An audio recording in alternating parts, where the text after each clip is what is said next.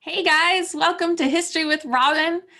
This is going to be our very last webinar, but we are going to be talking about cowboys and cattle drives. So I'm really happy to have you guys here with me today. Hello to everyone who said hello to me before. Hello, Noah. Hi, Caleb, Denali, Mackenzie, Kiara, Aubrey. Nice to have you guys here. I am dressed as a cowboy or a cowgirl, I guess. So it is nice to see you all, or to have you here with me because I can't really see you. And we're going to get started. So I'm going to share my slideshow. And so, like I said before, we're going to talk about cowboys and cattle drives. Now, for anybody who doesn't know what a cattle drive is, it's going to explain a little bit in my presentation, but I just wanted to tell you ahead of time so that you guys could know. A cattle drive was a trip that cowboys or ranchers would take with their cows to drive them by having them walk to a place where they would sell that meat. So that was a cattle drive. Okay, so here we go. So cowboys and cattle drives. Now you may have heard of these. For sure you've probably heard of cowboy, but maybe you haven't heard of cattle drive. But who were these men and what were the drives all about? So first, to sort of answer that question, we have to look back in history. So before Columbus and the Spanish came to America, there were no cattle here. There weren't cows. We had some wild bison or buffalo on the Great Plains. There were some llamas in South America, but there wasn't any sort of animal that we would have recognized as a cow or as cattle. But in 1493, when Columbus brought Spanish cattle to the Caribbean, he brought Spanish cattle to the Caribbean islands. And in 1521, there was another Spanish sea captain who brought 6 cows, which would be the girls, and a bull, which would be the boy, from the islands into Mexico.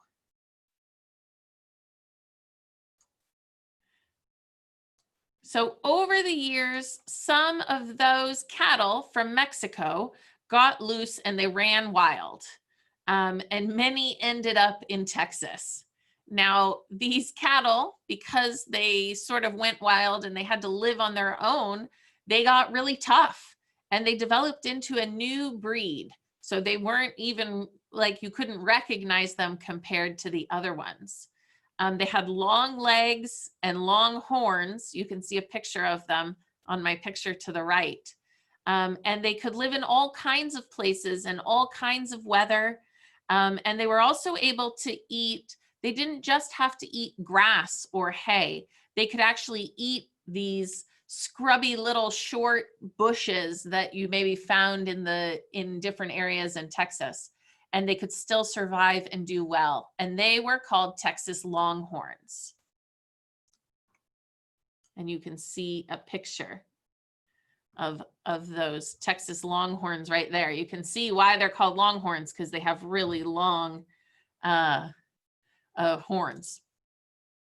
So in the 1800s, before the Civil War, Texans were started to raise these longhorn cattle on ranches for leather and for food. But when the war started, most of the Texans left to fight as soldiers. And their cattle back home got loose because there was no one there. The men weren't there to take care of them. And they went wild in the brush. They went wild sort of in the little bushes and different things like that. And when no one was eating them anymore, they greatly multiplied. So there was a lot of them.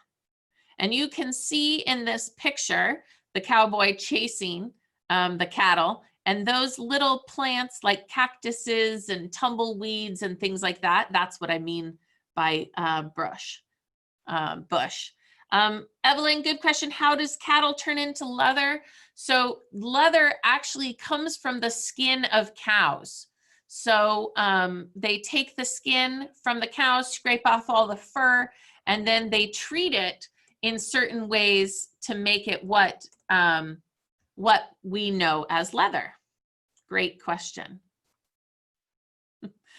Lorna, poor cows. Yes, if you know, it can be a little sad that that happens. So with all these, so there were all these longhorns running wild in Texas. And after the war, they were actually, those cows were free to any Texan who went into the wild and captured them. So they weren't actually worth anything in Texas. They were just like these wild animals that you had to catch and then you could have. About that time in the North, they were actually very short on food because of the war. For the 5 years of the Civil War, the men had been busy being soldiers instead of farmers.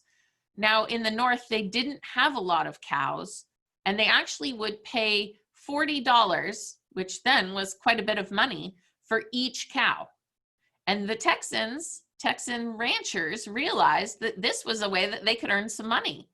But how were they going to get the cows from where they were to where they needed to go, which you can see is the red arrow on my map. Noah, that's cool that your uncle owns a lot of cattle. Yeah, that's still today, there are many people who make their living, like Noah's uncle and many others, raising cattle for food, mostly for food, and I guess also for milk if they run a dairy farm. So this was the problem they had to figure out. How are they going to get their cows from Texas to where they needed to go in the Northeast? Now remember, this was before, you know, refrigerator trucks, before refrigerators. So it wasn't like today where if there was someone who was selling cows in Texas, they could ship me the meat and they could ship it overnight and it'd be fast and it'd be cold and it wouldn't go bad. None of those things existed.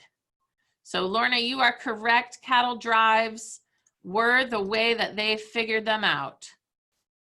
So Texas ranchers realized that if they could just get the cattle to a railroad to where there was a train, they could put them in the cars on a train, which would then go to the markets in the North. So by doing that, by kind of using the train for half or so of their trip for the cows, they wouldn't have to take them as far. But still, it was more than 1,000 miles. And how in the world would they do that? How could they do that? By hiring cowboys. So the cowboys' job was to round up the cows, to get them all together and drive them up the trail. So they had a trail that they followed across the country to the railroads.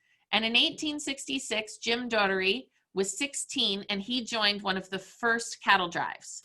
They were trailing their cattle, which means driving them along the trail, up from Texas to Kansas to sell. But near East Kansas, they ran into trouble.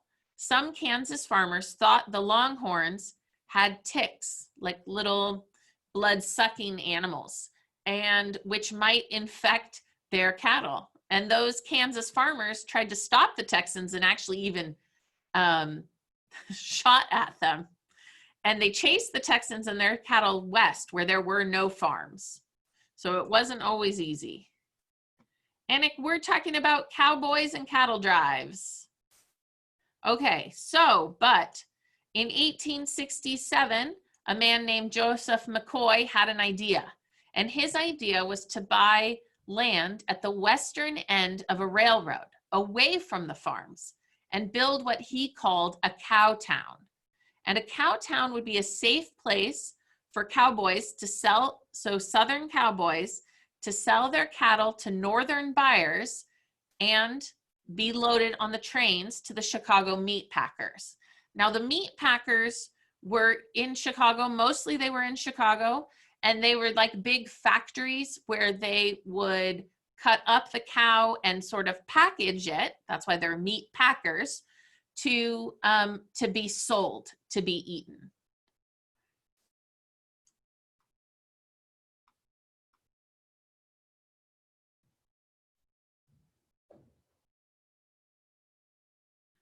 So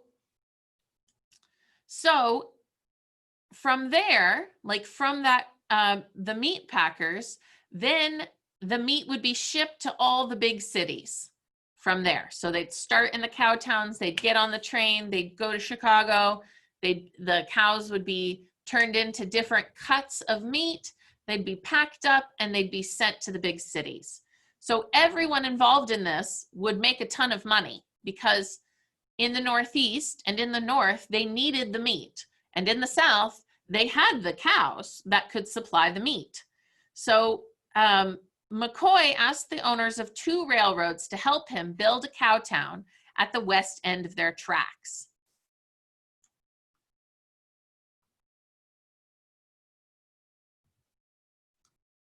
So one of the owners that he asked said he wouldn't risk $1 on such a stupid idea. And the other owner felt the same way, and they yelled at him to get out of his saddle. But McCoy refused to give up. He made a deal with a small railroad company and began to build his cow town at the station at the end of their tracks in Abilene, Kansas. So you can see on my map where Abilene, Kansas is. So it's not that far from Texas, actually, but still pretty far. And the first thing that he built was a hotel for the Cowboys to stay in after their long drive, which is the picture on the right.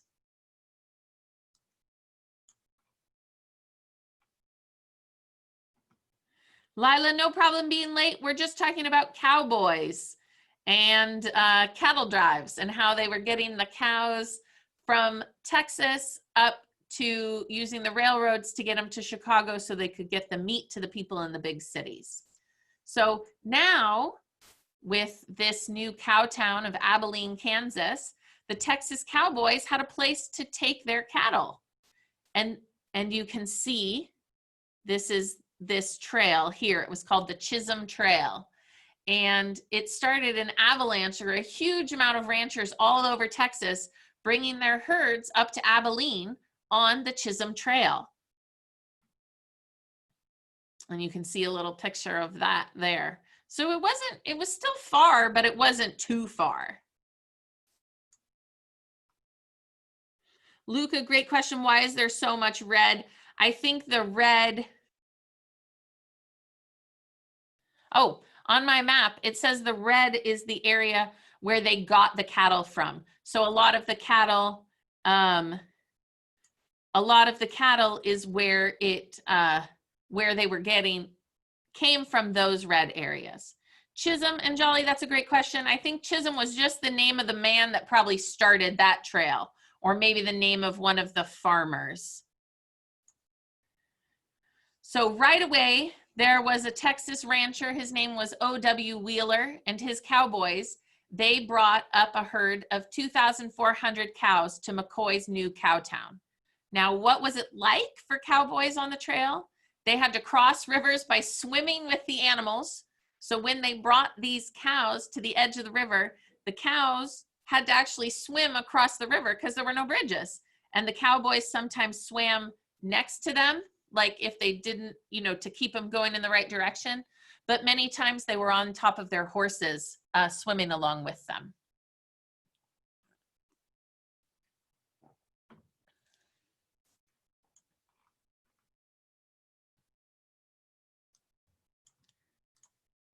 So there were some long stretches through scrubland with little or no water. And scrubland, if you can see in this picture on my presentation right now, there's not a lot of trees or plants. And scrub is like these small kind of pointy or not really soft bushes or plants. And it would get really hot and dry and dusty. Anik, thank you for telling me how to pronounce your name. Did some of the cowboys drown in the water if they fell off their cows? And Jolly, it is possible that there were people who drowned when trying to get the cows across, but many times I think they stayed on their horses. Evelyn, when was this? Let me go back because I don't know the exact date. Right around 1867. Luca, were the Cowboys nice or not? I'm sure, like all people, there are some nice people and there's some not nice people. But I would like to believe that they mostly were nice, probably. But they had to be pretty tough. So they would get hot, dry, and dusty, and the Cowboys wore bandanas, like this one that I'm wearing right now, to keep from breathing so much dust. They might, you know, could you imagine? You can sort of see in this picture how much dust these cows are kicking up or putting into the air as they walk.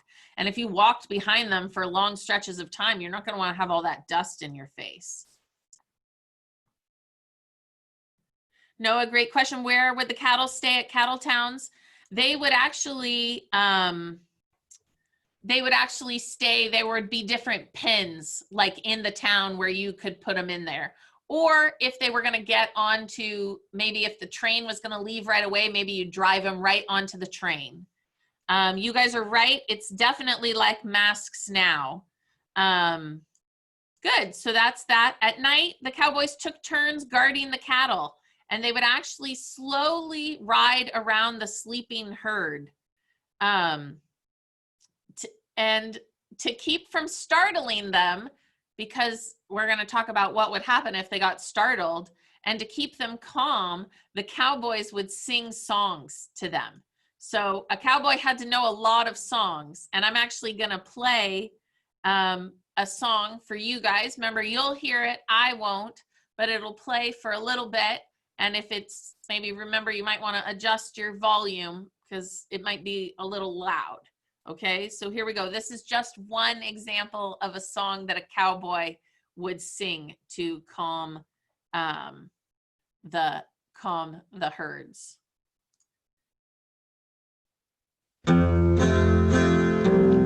Oh, give me a home where the buffalo roam, where the deer and the antelope play, where seldom is heard a discouraging word, and the skies are not cloudy all day. Home, home on the range, where the deer and the antelope play, where seldom is heard a discouraging word, and the skies are not cloudy all day. Well, there you go. Good. I'm glad that you guys know that song, that some of you know that song. And I agree, that person was a good singer.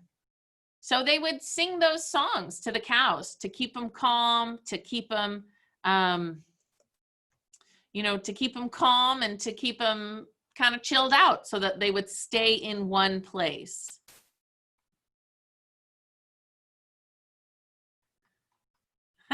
How nice, Shanna and Lorna, that you guys sang along. How lovely. If I had heard it too on my end, I probably would have been singing along at the same time. So, but no matter how well the Cowboys sang, and many of them sang quite well, sometimes at night something would startle or surprise the cattle, like a bolt of lightning or a clap of thunder, or maybe even an animal like a snake or something. And in an instant, all those cows, which were laying down, would jump up and they'd blindly stampede, which means they would run wildly as hard as they could go. And then once some started doing that, then all the others would join in. And the Cowboys had to try to get them to run. You couldn't stop them. They're just like running. And so the Cowboys had to try to get them to run in a giant circle to gradually get them to slow down. So then, yes, that would be a stampede. And so as you can see, this cowboy in this picture that I have right here is it's raining and it looks like there's also some lightning there. And the cows are just starting to run and run. And so he's trying to make them run in a circle so that they calm down. And eventually they will make themselves tired. Camilla, I agree. That is hard work. And AG, I'm not sure how fast they were going, but it was a dangerous time because I think I talk about it in my next slide. But with all of those big, huge animals running around, you could easily get trampled.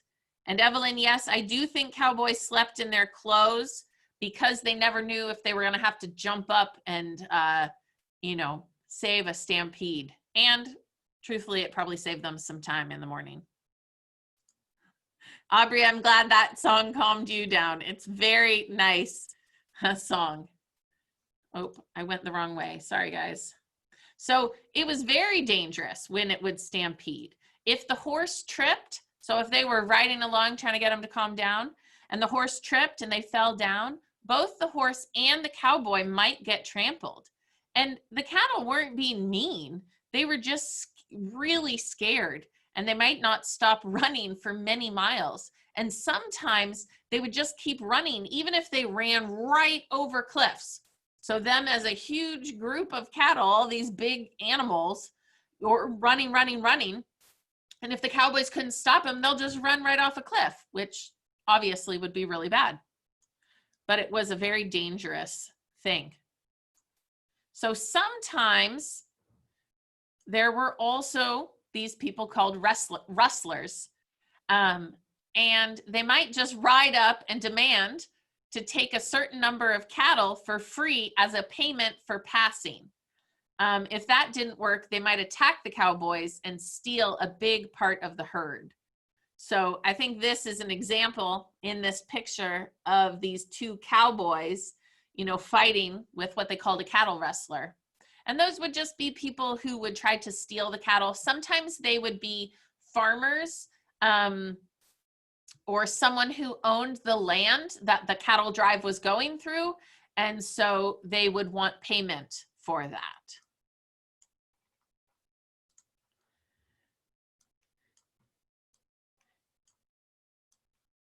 You know, sometimes the cowboys would get attacked by Native Americans.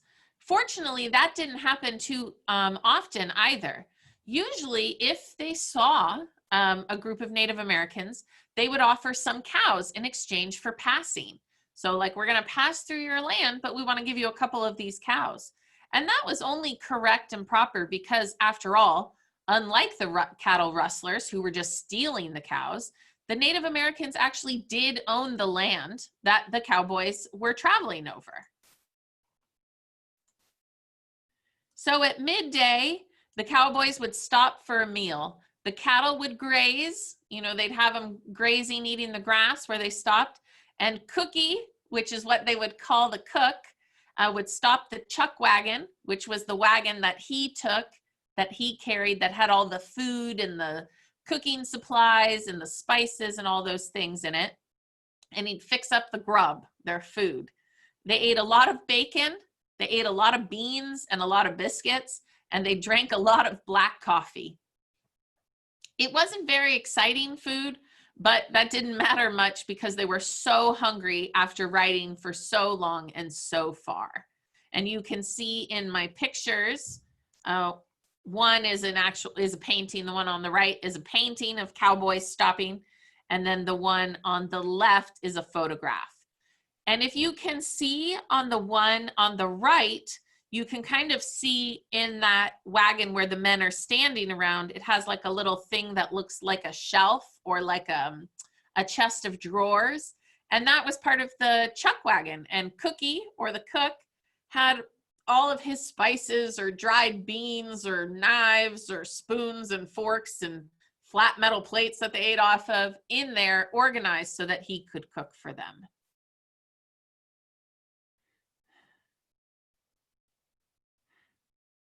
Why is it called a chuck wagon? That is a great question, Evelyn. I'm not totally sure why it's called a chuck wagon. I wonder if chuck was a name for food, you know, just the way they talked about grub, or like sometimes you say chow. Noah, I'm sorry, I don't understand your question about the bacon. Did they clean their dishes? Yes, they did clean their dishes, though probably not as well as we clean our dishes today. Maybe they would have some like a bar soap to do it, or sometimes maybe they just scrub it with some sand and some water and then rinse it off and dry it off.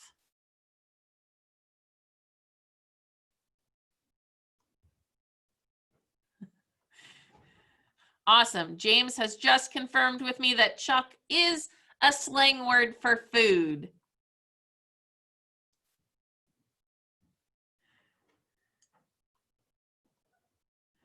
And Jolly, great question. The guy on the right in the overalls, he has some leather things which are called chaps on his pants. And when the Cowboys spent so much time riding horses, if you've ever ridden a horse, you know that your legs sort of rub against the saddle. And that's why you should always wear pants when you ride a horse. And it's kind of painful if you wear shorts sometimes. But to keep their sorry, to protect their pants, they would wear these things called chaps, and they were pieces of leather that basically went over their pants. Lily, no problem being late. We're talking about cowboys and cattle drives. Who pulls the chuck wagon? There would be horses that would pull the chuck wagon, and the cook would drive it.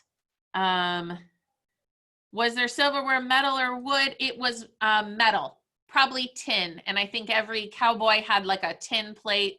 And maybe if they were lucky, they each had a cup, a tin cup, and some silverware. Sometimes they shared glasses. And great question. Did they ever lose cattle or riders or cowboys when they ran in the night? Yes, I'm sure they probably did because it was a confusing time, but hopefully they came back. So in fact, so Cowboys' life, most of the time that they, when they weren't sleeping and they weren't stopping to eat their meal and they weren't singing to the cows, most of the time they just spent many hours every day in their horse, in their saddle, riding along with the herd, guiding them to their destination many miles down the trail. And they'd travel about 15 miles a day, which doesn't sound like a lot to us, but is actually really good because they had all those animals with them and it couldn't have been easy to control them. Often they would spend 2 months bringing the cattle up to the cow town. And you guys can see, just so you can get an idea, in this picture, that sort of the dark brown line that goes into the far distance at the back is a group of cows. And so because they would maybe be 10 or so, wide across, it'd be a big long line of them. And cowboys would follow along, every so often to make sure they were doing the right thing. The smoke in the air is probably actually dust from the cows because the roads were dusty. And they'd kick up dust into the air when we're walking in a dusty place. How much cattle would there be? I'm not sure. I think some cattle groups were bigger than others, but the one that I talked about earlier was like 2,400 cows. So finally, after 2 months, they get to their cow town and they sold their cattle to a buyer, loaded them onto the train, and they had a big party. The cowboys got paid about $60 or $70 for the whole drive, and they would actually spend most of that money having fun in the town. They'd take baths, so you can imagine they're probably pretty dirty and smelly after 2 months on the trail. They'd eat, they'd play games, all those things. Then after a few days of rest and relaxation, they'd saddle back up and head back down the dusty trail. It was really hard work, but they really loved it. Andrew, did they ever hunt? It is possible that they did do some hunting. I know they took guns along with them, but I think mostly it was for protection rather than anything else. Like if there was a rattlesnake, you'd want to shoot the rattlesnake, not have the rattlesnake come close to you.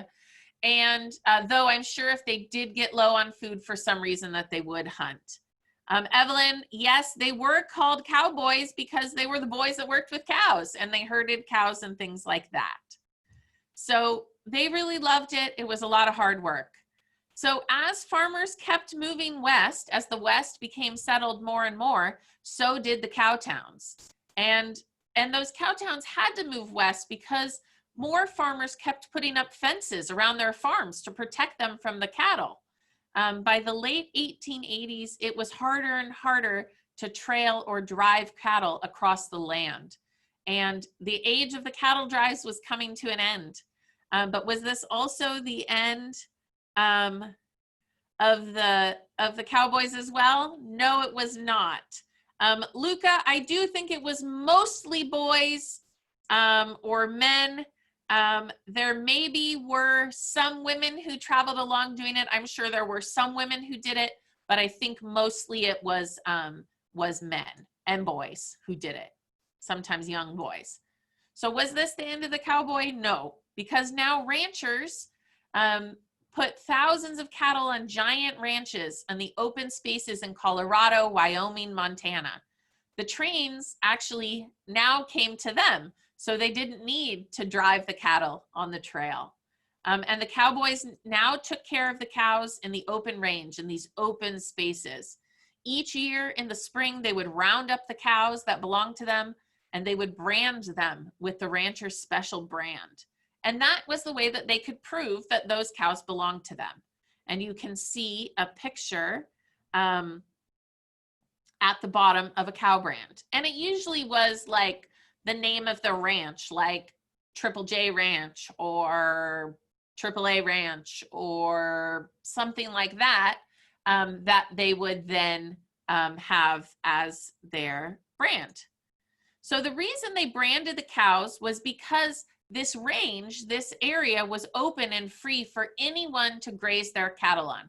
Anyone could bring their cows there so they could eat the grass and grow. Many other ranchers would have their cattle there too. And in the fall, when the cowboys went out to find those cows, they could tell which ones they owned by the brands. And then they wouldn't be stealing anybody else's cows. They just would be catching their own.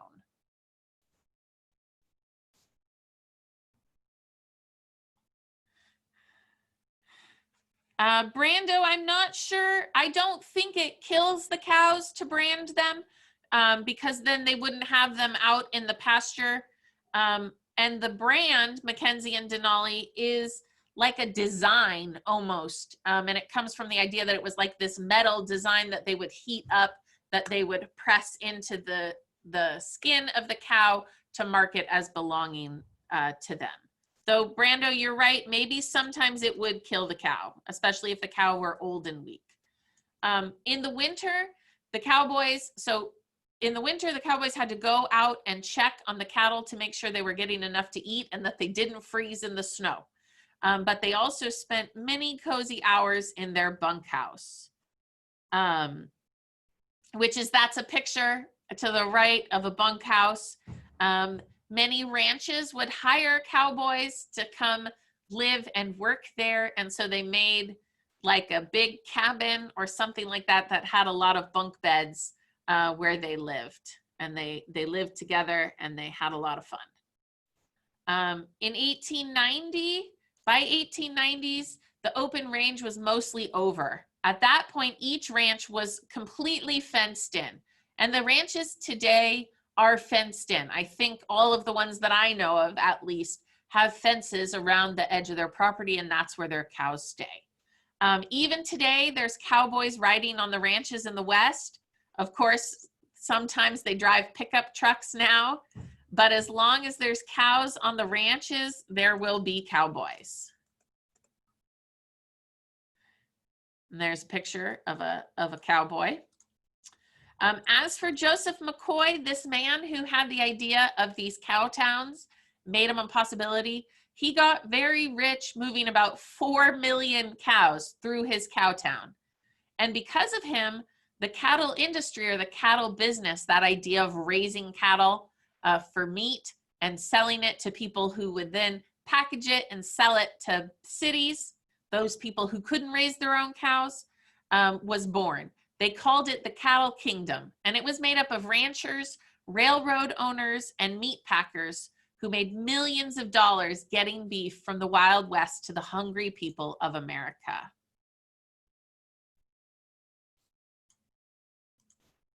The cowboy made it possible, of course, but it was McCoy's idea which made the cowboy possible. Remember the 2 railroad owners who laughed and yelled at McCoy for his stupid idea? Well, a historian later called it one of the greatest single ideas of this nation's history. And McCoy lived a full life, dying in 1915. He didn't brag much, but if he did, it was only to describe himself. He said he was the real McCoy, which is something that we say when we talk about something that's like real and genuine and the real deal.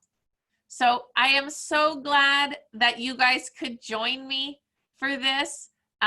This is our very last webinar. I have really loved having you guys attend and learn about American history. And I hope that you have found it useful and helpful and as fun as I have. So, and I am so glad that you guys could join me for all these ones. I wanted to just remind you that on Friday from 2:30 to 3:15, we're having our grand finale, our very last webinar, and we would really love to have you guys join us. So I hope you guys have a really great day, and thank you so much for letting me share my love of American history with you guys.